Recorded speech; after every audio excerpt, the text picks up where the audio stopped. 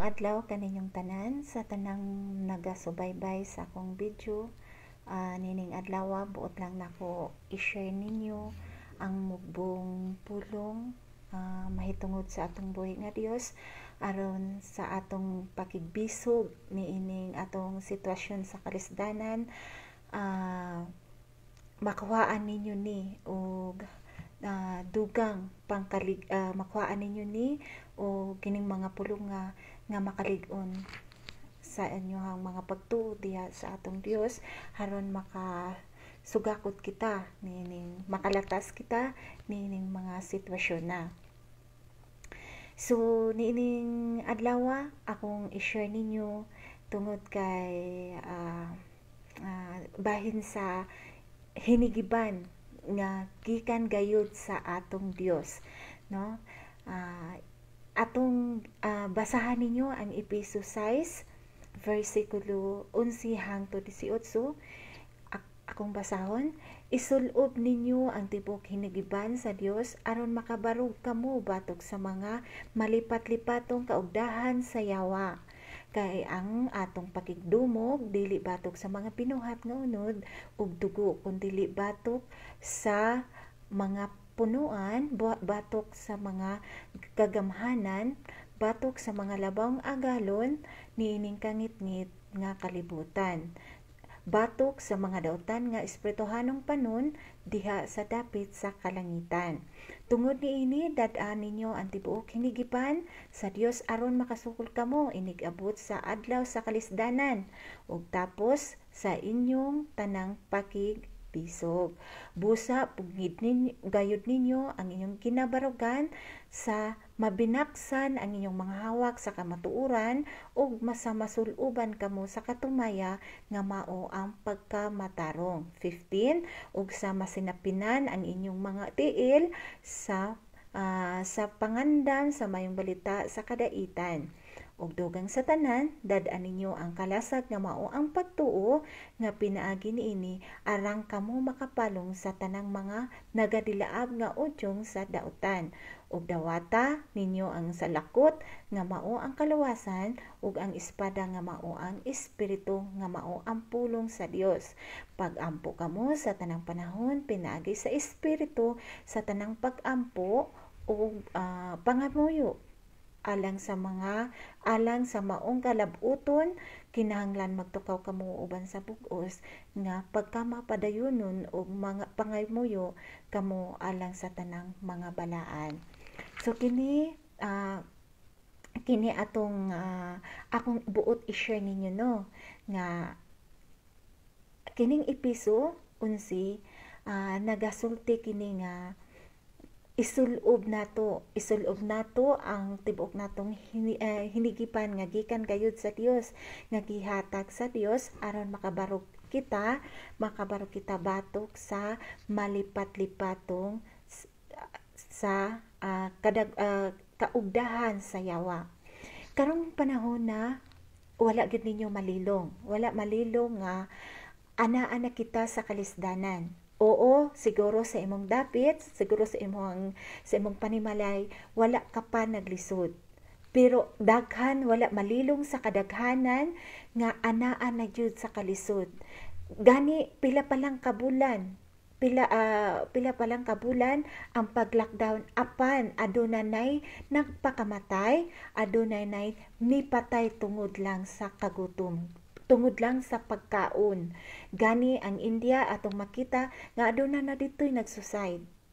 Aduna na mga nagsuicide dito ang mga pamilya, ang uban pamilya jud tibuok nga pamilya nangamatay tungod kay nagsuicide, wala sila pagkaon ditong dapita o dili sila makagawas og naaburido tungod kay ang Dios wala sila gigunitan nga bisan pulong, wala sila gigunitan nga pagtuo diha sa Dios, so nakasuicide gyud sila. So kinahanglan kita ninyo nga mga katawhan sa Dios, kinahanglan bug-oson gyud nato ang atong pagtuo diha sa atong buhi nga Dios. So ang iyang tambag kay nahisulat man ang iyang tambag kanato ato kining tuhuan og ato kining buhaton. Aduna kay pagtuo, aduna kay buhat. O sige. Espirituhanon nga pagbuhat. Okay. Isulob ninyo ang tibok nga hinigiban sa Dios. Aron makabarog kita sa malipat-lipaton. Karon nga panahon tug-anan ta mo, grabe na gyud ang lipat-lipat sa yawa. No? Grabe na gyud ang lipat-lipat sa yawa. Full of lies na gyud ang atong kalibutan. Puno sa pagtabon, puno sa kumbaga adunay mga secret hidden nga gihimo haron matuman ang ilang mga plano. Mo na ang plano sa makita nato sa Revelation. Okay. Karon sa 12 kay ang atong pakigdumog dili batok sa mga biduhat nga unod ug dugo. Sato pa dili tao, ang atong pakigdumog, ang atong pakig-away, ang atong pakiglaban dili batok sa binuhat nga unod ug dugo. Sato pa dili tao. Nasabtan, dili tao ang atong kaaway. Muna mahibulong mo, basig mahibulong mo sa kuha nganong nagasulti ko nga si dragon, about kay dragon, about sa baki, kat mga espiritu na siya nga nga dili makita apan nigamit sila og tao haron matuman ang ilang mga plano. Muna nagasulti ko. Kung dili batok sa mga punuan, batok sa mga kagamhanan, batok sa mga labang agalon ni ining mangit-ngit nga kalibutan. Labang agalon ni ining mangit-ngit nga kalibutan. So, kinsa man ang labang agalon ni ining mangit-ngit nga kalibutan? Ang yawa, ang dragon. Okay?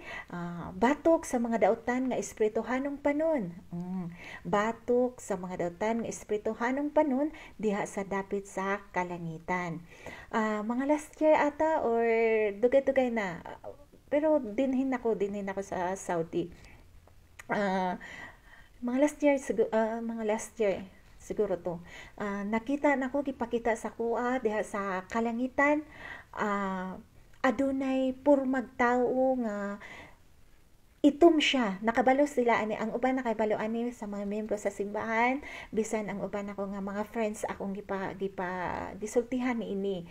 Nakita nako ang purma o tawo nga mura siya asulang. Kumbaga, purma siya og tawo. Daghan kaayo sila. Tapos, nakita nako nga nisulod sila og tawo. Nisulod sila og tawo ug ang tawo nakahimo og dili maayo. So dito nako na nahibaw-an nga naa na gyud sila, nakig-ipon na sila dinhi. So nahitabo gyud, no? Nakig-ipon na sila ang mga dautan nga espirituhanong panon. So diha nato mahibaw-an nga ang atong mga kaaway.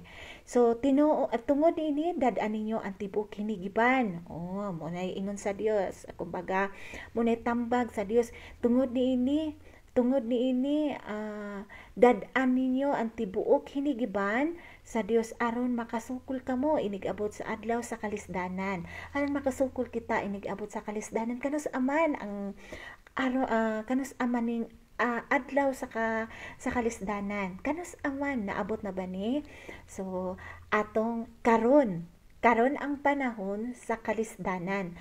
Nagsugod na ang big events, nagsugod na pod ang kalisdanan sa adlaw nga kalisdanan. So kay nagsugod naman ang adlaw sa kalisdanan, ato na pong gamiton ang mga hinigiban nga maoy tambag sa mga katawhan sa Dios aron kita makabarog, makasugakot kita niining pagkalisdanan. So, haron makapugong kamo sa inyong baruganan tapos ang inyong tanang pakigbisog. So, kung magsulti manggutag pakigbisog, kumbaga naningkamot gyud ka, no? Maningkamot gyud ta nga mabarugan gyud nato ang atong pagtuo diha sa Dios nga dili gyud ta madala sa lipat-lipat sa kaugdahan gipamuhat sa yawa. Og busa pugni gayud ninyo ang inyong ginabarugan nga binaksan sa inyong mga hawak ang kamatuoran.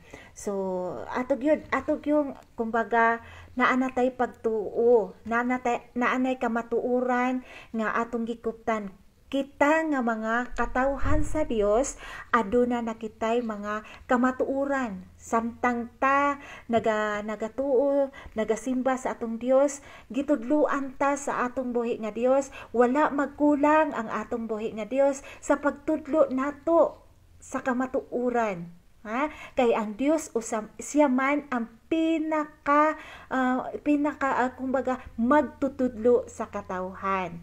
Ang pulong usa ka giya, ang paghitabo usa ka pagtudlo sa usa ka tawo. So ang Dios usa gayud ka maayong magtutudlo. Muna nga kay natudluan man kita nga sa atong baruganan nga so kinahanglan ato kining mahigot sa atong hawak nga sama sa binaksan ang kamatuoran. So ang kamatuoran aduna kitay Dios, di ba? So aduna kitay Dios, ang Dios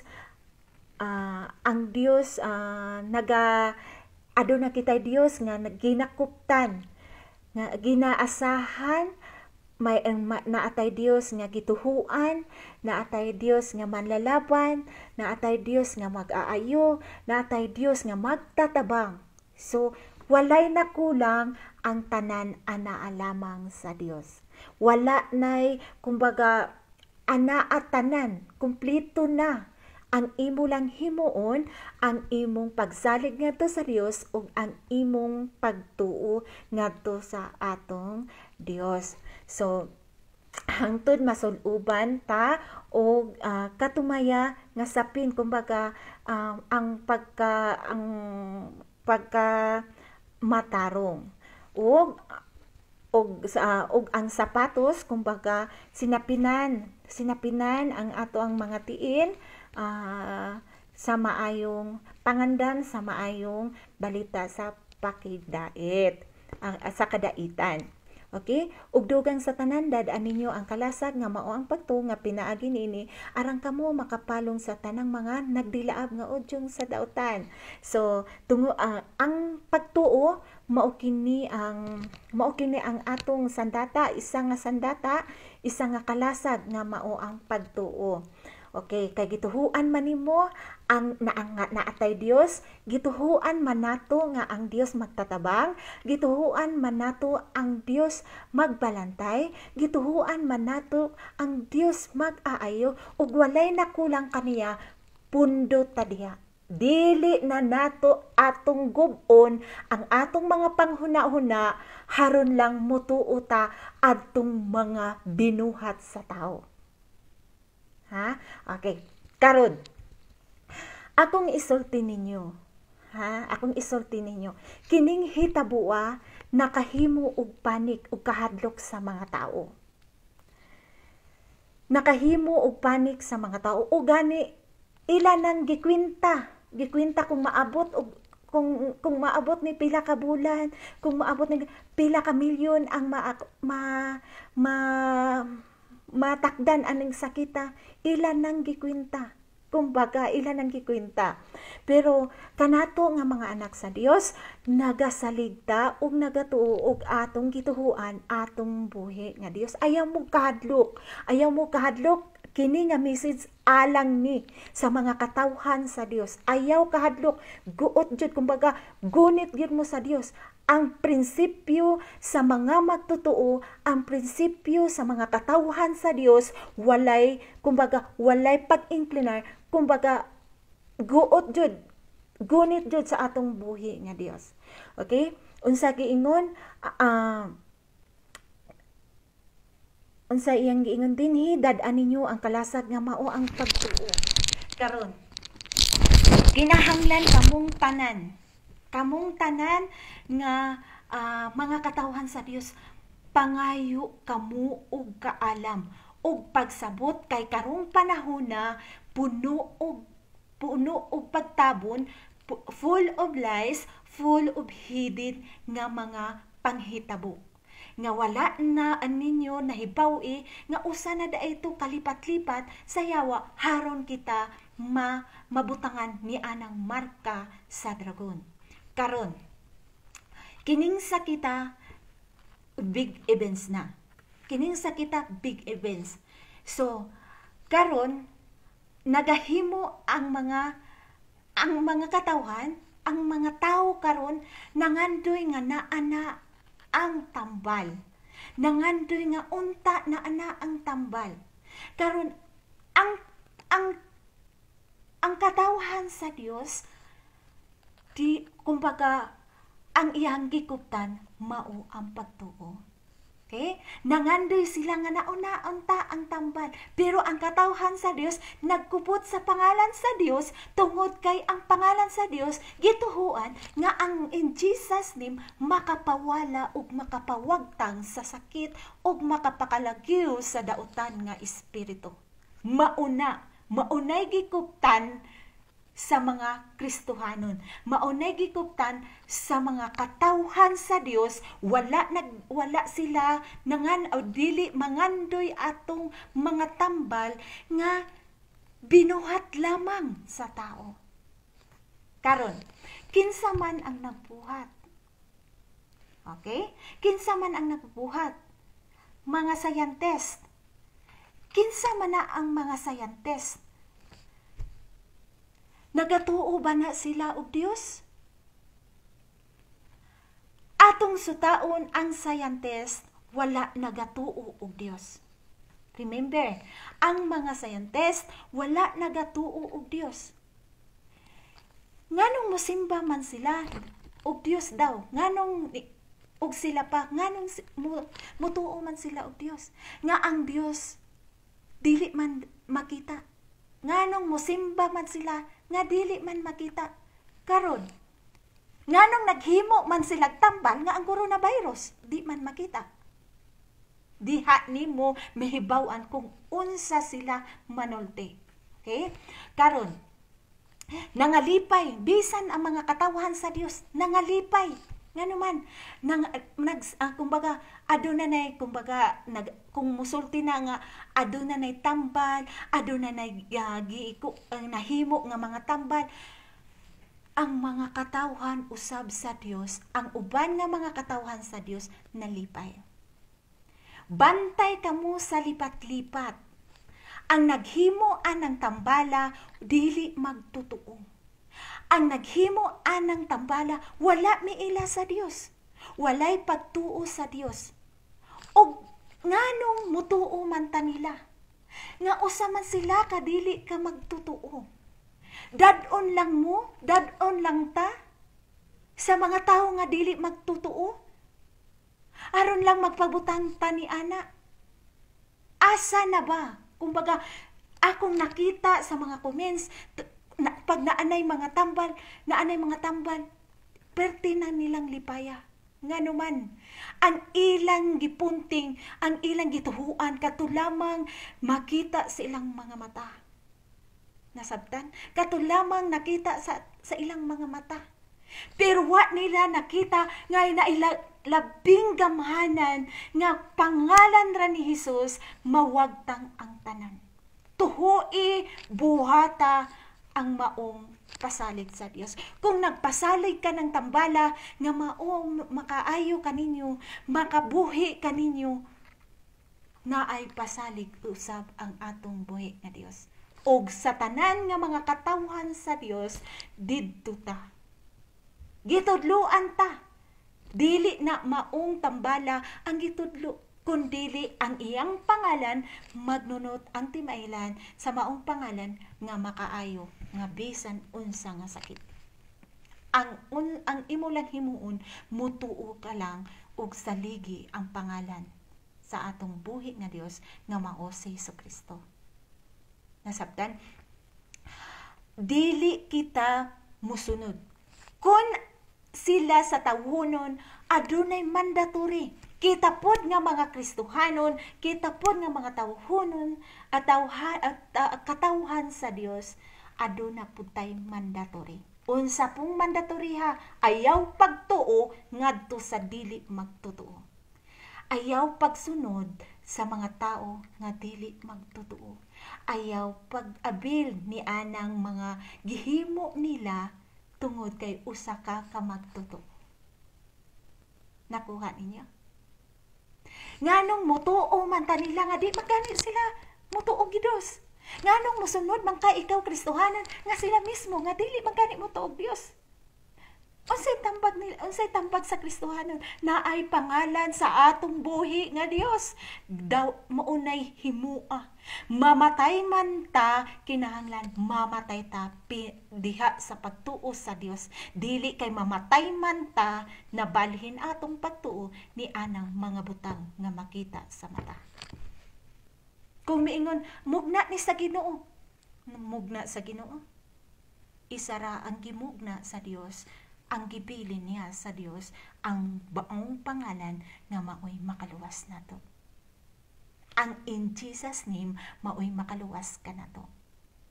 Asa may mukna, kisa may nagbuhat ana, ang dili magtutuo, nagbuhat unya pasundon lang ta, pasugdon lang ta, pasundon lang ta nila, mutuo ta nila, no way. Maunay mga Kristohanon hugot sa pagtuo diha sa atong buhi nga Dios. Barugin ninyo haron ug ihikot ninyo ang inyong ang kamatuoran sa inyong mga hawak haron makabarog kita niining kalisdanan. Maginunitay kita, dili lang kamo, maginunitay kita. Oo, lisod para sa kuha. Lisod. Ako usapod nga na ako'y anak. Lisod.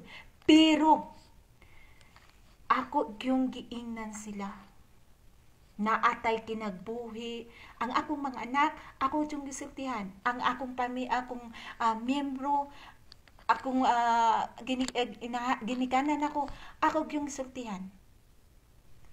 Mamatay ta diha sa pagtuo.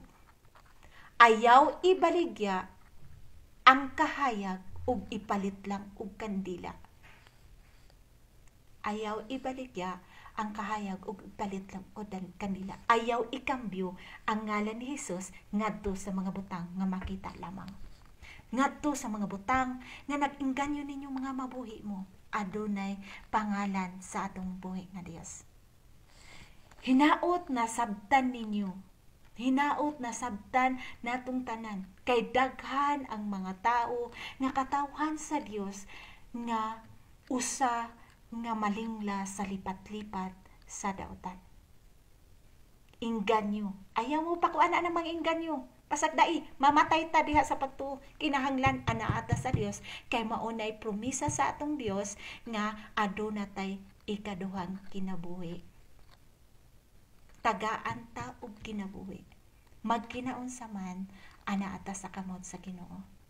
Dili lalim, ulo tuson ta. Pamatyon pang uban, prisuhon pang uban. Sagdilak. Pag-antos una. Ug kinabuhi ang ganti. Pero, ang nangandoy ug mabuhi karong panahon na. Ug motik anang maong ilang mga binuhat. Kay adunay buhat nila, gihimo nila nga makadaot pa. Ug aduna gyud buhat nga nagdala na gyud sa marka. Kadto maoy delikado kayo kay dili lang ang imong kinabuhi dinhi sa kalibutan magantos ka pa sa impyerno. Wala na kay kaluwasan.